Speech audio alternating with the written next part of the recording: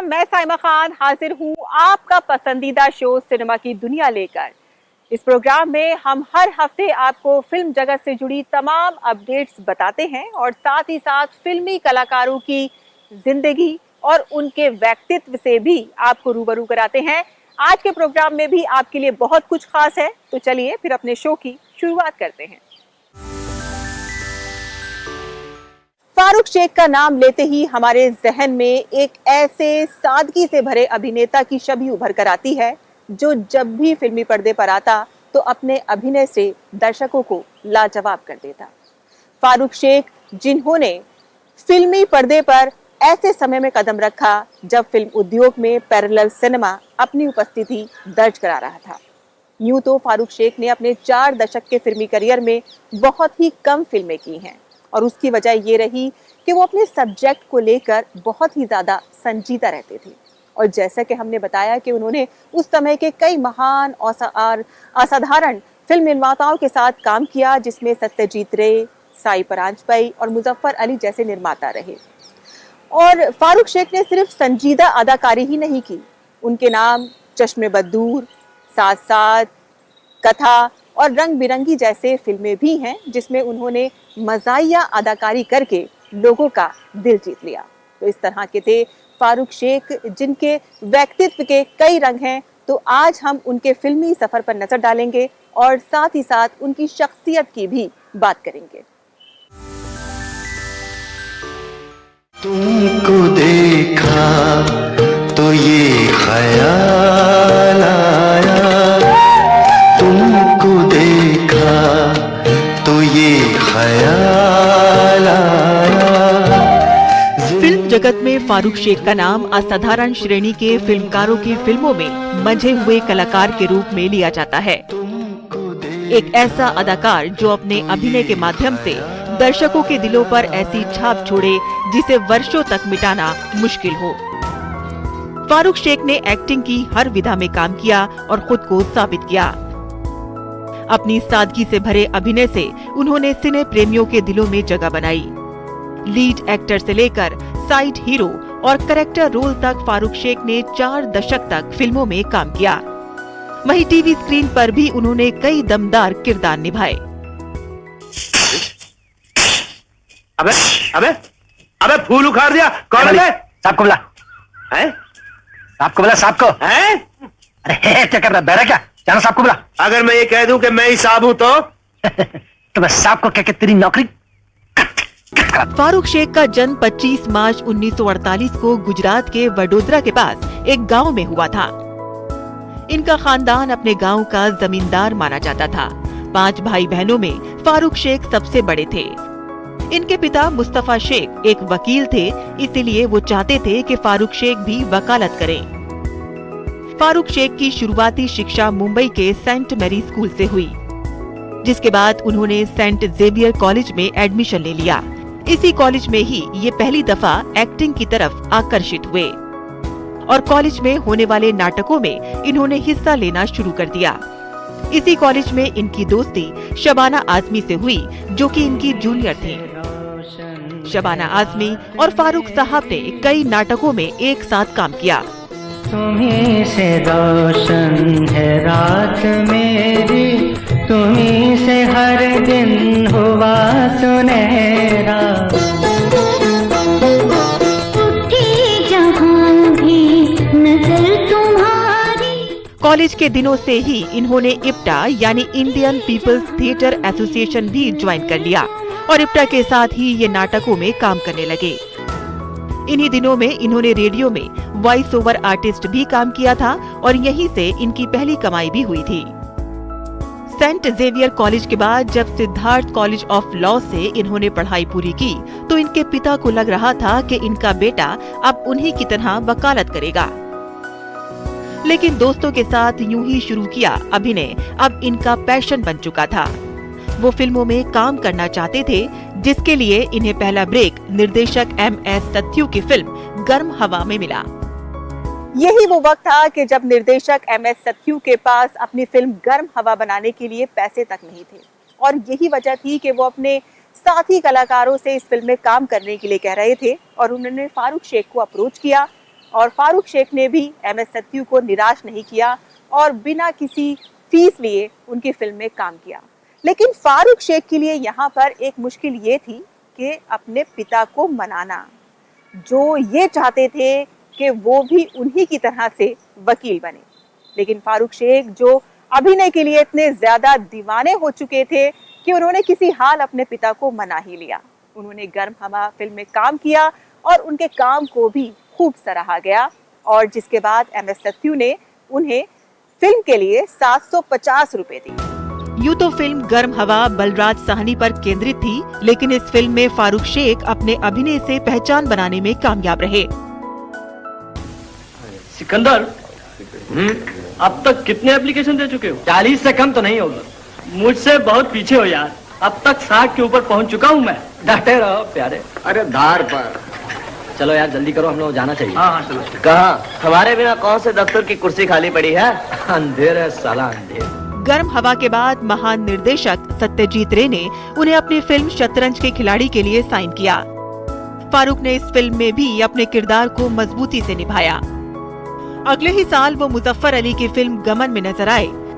ये कहानी एक प्रवासी मुंबईकर की है जो उत्तर प्रदेश के एक छोटे से शहर बदायूं से मुंबई आकर टैक्सी चलाता है।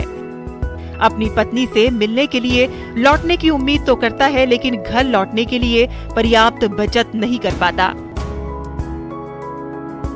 गमन के बाद उनकी जोड़ी मुजफ्फर अली के साथ खूब जमी और उन्होंने मुजफ्फर अली के साथ कई फिल्मों में काम किया। उन्हीं में उनकी एक फिल्म उमराव जान भी रही। ये फिल्म फारूक शेख के फिल्मी करियर में खास मानी जाती है, जिसने अपने दौर की कामयाब फिल्मों में नाम दर्ज कराया।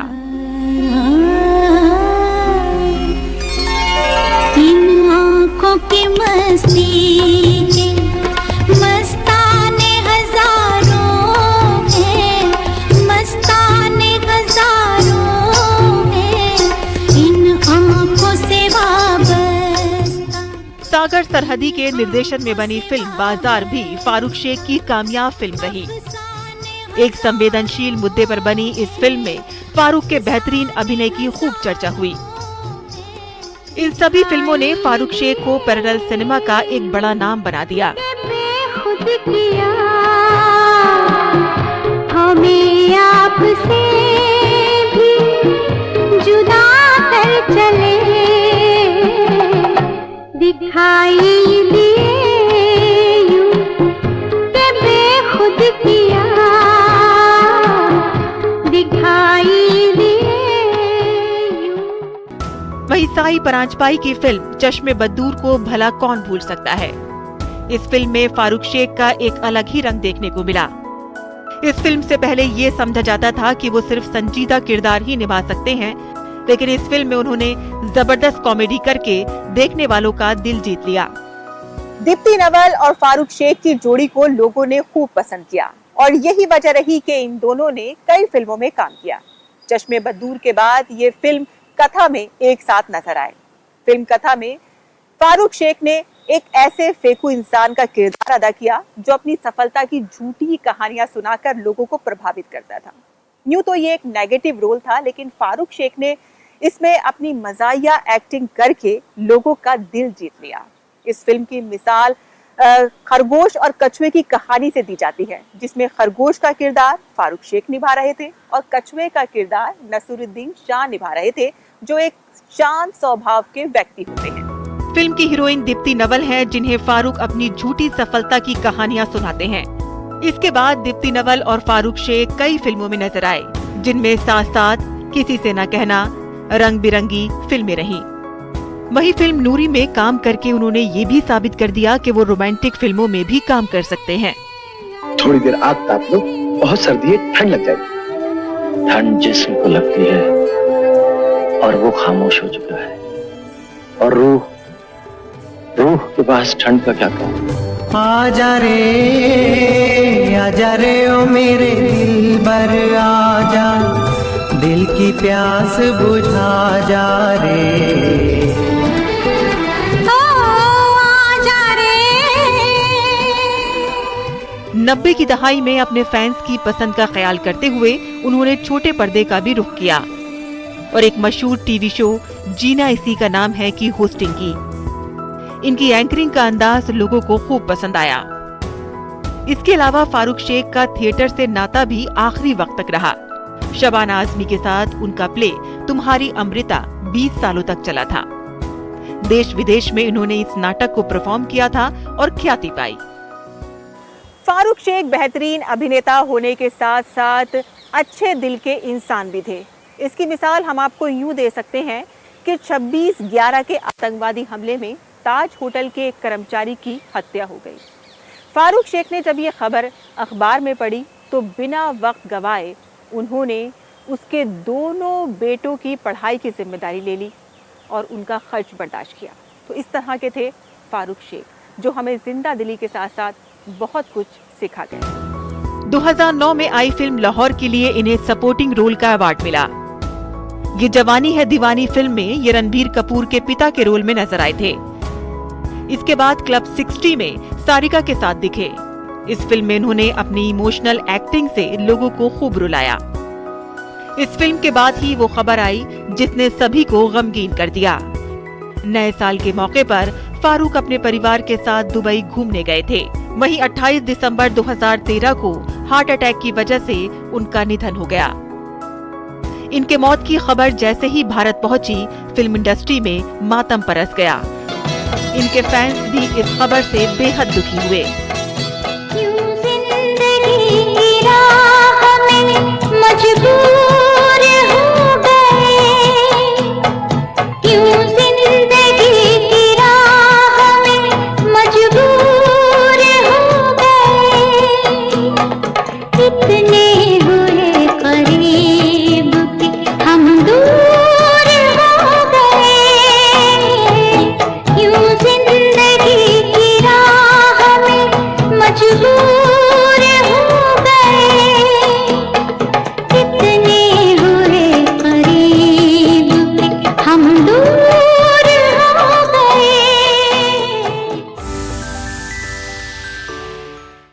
शहनाई का जब भी जिक्र होगा तो उस्ताद बिस्मिल्लाह खां का नाम जरूर लिया जाएगा। उस्ताद बिस्मिल्लाह खां जिन्होंने अपने फन को इबादत की तरह से पूजा और उनकी शोहरत का तो ये आलम था कि 1947 के आज़ादी के जश्न में जब लाल किले पर झंडा फहराया जा रहा था और उसके पीछे जो शहनाई बज रही थी वो उस्ताद बिस्मिल्लाह खां की थी। और आपको बता दें कि हमारे अतीत की यादों में जो दूरदर्शन और आकाशवाणी पर शहनाई की धुन बजती थी वो भी उस्ताद बिस्मिल्लाह खां की ही थी। उस्ताद बिस्मिल्लाह खां जो व्यक्तित्व से एक बहुत ही सादा इंसान थे, लेकिन आपको ये भी बता दें कि उनको बनारस से बेहद लगाव था और इतना लगाव था कि वो एक बार अपना कार्यक्रम करने के लिए अमेरिका गए और वहां लोगों ने उनसे ये कहा कि आप यहीं क्यों नहीं रुक जाते, जिस पर उनका जवाब था कि मैं यहाँ रुक तो जाऊं लेकिन गंगा मैया कहां से लेकर आऊंगा। तो इस तरह के थे उस्ताद बिस्मिल्लाह खां।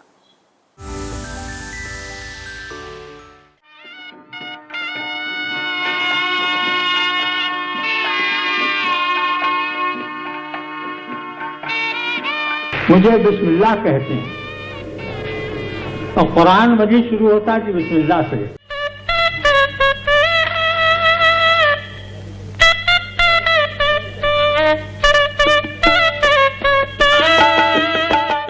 देश का पहला स्वतंत्रता दिवस हो या हिंदुस्तान के सार्वभौम गणराज्य बनने का अवसर, स्वतंत्रता का स्वर्ण महोत्सव या देश की आकाशवाणी केंद्र की रोज की पहली सभा का प्रारंभ,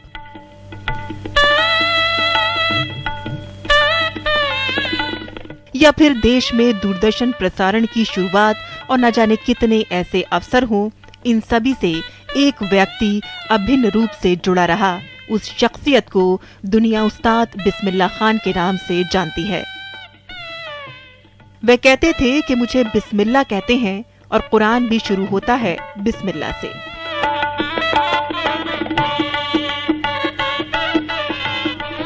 उनका असली नाम वैसे तो कमरुद्दीन खान था, मगर जन्म के बाद दादा ने कहा बिस्मिल्लाह मतलब शुरुआत, आगाज, यानी कि आगे बढ़ो, जो कि यथार्थ में बदला। कमरुद्दीन की कलाकारी नित दिन बढ़ती रही। यहाँ जिक्र हो रहा है उस्ताद बिस्मिल्लाह खां और उनकी मौसीकी का। बिस्मिल्लाह से शहनाई नवाज उस्ताद भारत रत्न बिस्मिल्लाह खां बनने का सफर शुरू हुआ 5-6 साल की कमसिन उम्र से। जब मामू अली बख्श के सीने से लिपट के सोते सोते उनके कहने पर भले ही 2 शब्दों को तोड़ मरोड़ कर ही पर बड़े सुरीले अंदाज में छोटे मियाँ कुछ गा लिया करते और फिर सिलसिला चलता रहा ता उम्र सुरों में तासीर पैदा होने की आरज़ू सीने में लिए। उस्ताद जी का जन्मस्थल वैसे तो बिहार का डुमराव गांव है, लेकिन लालन पालन शिक्षा दीक्षा मिली रसीली सुरीली नगरी बनारस में। शहनाई की गूंज मानो जैसे बनारस में घुली है। हर मंदिर या धनिकों के महल में नौबत खाना देखने को मिलता है। यहाँ दिन में 4 बार शहनाई बजती थी।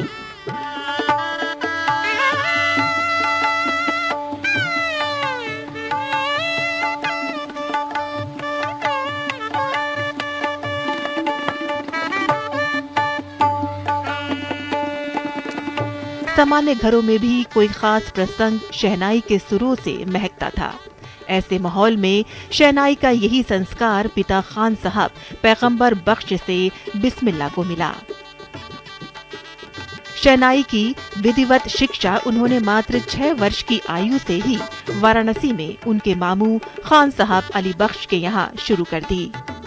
बिस्मिल्लाह जी के बुजुर्ग केवल सूरदर्शी नहीं बल्कि दूरदर्शी भी रहे। उन्होंने देखा कि गायन वादन के क्षेत्र में कई महान कलाकारों ने पहले से ही अपनी छाप छोड़ रखी है। तभी अंतरंग की संगीत अभिव्यक्ति हेतु उन्होंने शहनाई जैसे वाद्य को चुना, जिस पर उस समय किसी का नाम मुद्रित नहीं था। बिस्मिल्लाह जी का नाम शहनाई से इस तरह से जुड़ गया कि जैसे मोहन का मुरली से। 14 साल की उम्र में शहनाई वादन की अपनी पहली महफिल बिस्मिल्लाह ने सजाई इलाहाबाद की अखिल भारतीय संगीत परिषद में। उनकी शहनाई के सुरों में ऐसा खुमार था जैसे कि वो शहनाई हवा फूंक कर नहीं जान फूंक कर बजा रही हो। लखनऊ संगीत सम्मेलन में अपने दूसरे ही कार्यक्रम में उन्होंने स्वर्ण पदक हासिल किया। 7 साल बाद कोलकाता की अखिल भारतीय संगीत परिषद में स्वर्ण पदकों की तिहाई लेकर उन्होंने शहनाई तथा स्वयं को सुर स्थापित कर शहनाई के स्वर्णिम युग का बिस्मिल्लाह किया। शादी के मंडप की चौखट से लांघकर शहनाई विश्व मंच तक गूंजने लगी थी। उनकी शहनाई लोगों के दिलों में बजने लगी। अब किताबी पढ़ाई में तो उन्हें रुचि नहीं थी, लेकिन संगीत के प्रति दिल में दीवानगी थी, कुछ जुनून सा था।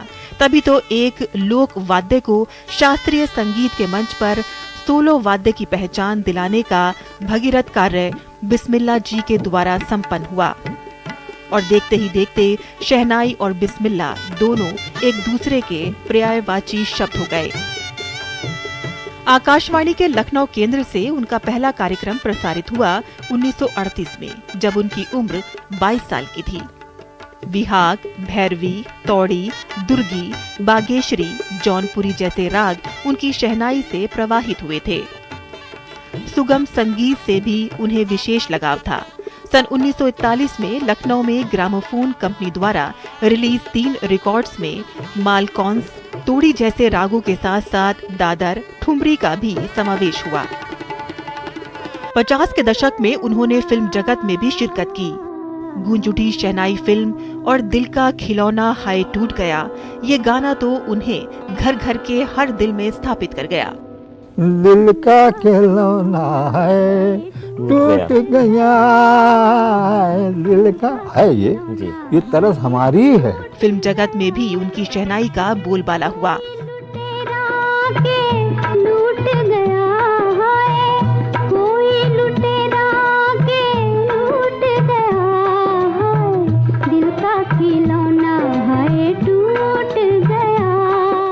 खान साहब की एक खासियत ये रही कि संगीत के लिए उनके दिल में इबादत का भाव था। वे कहते थे कि जिस तरह से खुदा एक लौता है, सुर भी एक लौता है। उस्ताद जी की मानस पुत्री गायिका डॉक्टर सोमा घोष ने फिल्म डिवीजन द्वारा निर्मित डॉक्यूमेंट्री में कहा कि खान साहब का व्यक्तित्व बिल्कुल अनोखा था। उनका जो व्यक्तित्व रहा वो बिल्कुल अनोखा। उन्होंने जिंदगी में प्रमाण कर दिया कि जो सुर की पूजा करते हैं वो इंसान से परे हो जाते हैं। वे अपनी संगीत साधना के जरिए इंसान से ईश्वर पद को प्राप्त कर गए थे। उस्ताद जी ने ये साबित किया कि जो सच्चे दिल से सुर की पूजा करते हैं वो इंसान से परे हो जाते हैं। संगीत के प्रति संपूर्ण समर्पण की भावना तथा उसके प्रति अध्यात्म का नजरिया रखने के स्वाभाविक भाव के कारण ही वो बिस्मिल्लाह हो गए। किसी जलसे के बाद दिग्गज संगीतकारों की उपस्थिति में बात हो रही थी। तभी उस्ताद जी ने पूछा कि हिंदू धर्म में सबसे ऊंची चीज क्या है, और जवाब मिला संगीत। इस्लाम में तो संगीत हराम निषिद्ध माना गया है। बिस्मिल्लाह कहते हैं कि जहां संगीत हराम माना गया है, तब भी फैयाज खां, अब्दुल करीम खां साहब जैसे दिग्गज प्रतिभाशाली उभर कर आए। अब अंदाजा लगाएं कि यदि संगीत हराम न होता और जायज होता तो हम कहां होते। खान साहब के लिए संगीत ही सब कुछ था। जिंदगी में उन्होंने पैसे को कभी बहुत ज्यादा अहमियत नहीं दी। वो कहते थे कि पैसे तो खर्च करने से खत्म होते हैं, मगर सुर खर्च करने से कभी खत्म नहीं होते।